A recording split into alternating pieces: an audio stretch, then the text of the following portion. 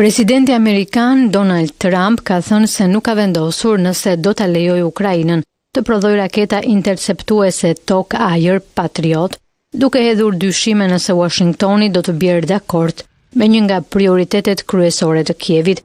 Presidenti Amerikan tha në një intervistë telefonike me Financial Times të njëjtën se nuk ishte i sigurt nëse Washingtoni do t'i jepte Ukrainës një licencë për të prodhuar raketa Patriot, duke shtuar se po e shqyrtojmë. Është një armë shumë e jashtëzakonshme dhe duhet të jemi pak të kujdesshëm se kujt ja japim licencën. Ne në të vërtetë nuk japim licencë për pajisje, tha ai. Komentet e Trump erdhën 2 ditë pasi ai u takua me presidentin Ukrainas Volodymyr Zelensky në Shtëpinë e Bardhë. Zelensky e kishte përshkruar takimin si të mirë dhe tha se të dy udhëheqësit kishin diskutuar prodhimin e interceptorëve Patriot dhe disa ide të tjera. Sistemi mbrojtjes ajrore Patriot është i jetik për aftësinë e Ukrainës për të kapur raketa balistike ruse që synojnë Kievin dhe qytete të tjera.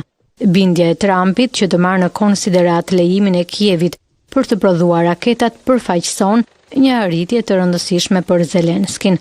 Pas takimit në Shtëpinë e Bardhë të martën, Zelensky tha se Trump pranoi që do të na jap licenca. Ai shtoi se kohët e fundit ishte takuar me producentët e sistemit Patriot. Pata një takim me përfaqësuesit e prodhimit, shpresoi se do të bëjmë bashkëprodhim. Kjo është shumë e rëndësishme. Ndërsa Trump i tha Financial Times se vëmendja e tij ishte përqendruar në përfundimin e luftës së Rusisë në Ukrainë, duke shtuar se 2 të dërguarit e tij do të vizitojnë Ukrainën për herë të parë në ditët në vijim. Thënë thjesht ne duam që lufta në Ukrainë me Rusin të përfundojë, tha ai. Nuk po kërkoj raketa, ne po kërkojmë paqe.